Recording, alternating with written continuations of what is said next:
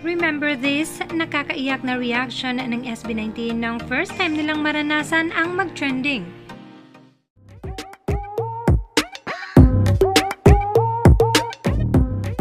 A simple gesture that turned into an unexpected blessing happened on September 2 of 2019 that changed the lives of 5 boys who started as unknown, underestimated, and even laughed at.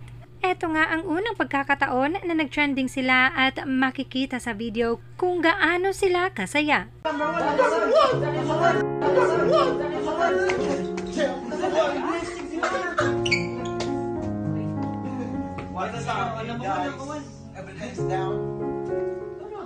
At eto naman ang kanilang kauna-unahang mall show matapos mag-viral ang kanilang Go Up dance video.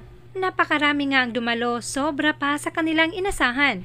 Ito talaga ang masasabi nating organic na kasikatan, lalo na't nagsimula silang hindi kilala, walang fanbase at walang following. Nagsimulang ma-curious ang mga tao dahil sa kanilang viral video, hanggang sa they started to like, follow, and love them dahil sa kanilang talento at galing maging sa kanilang pagkatao.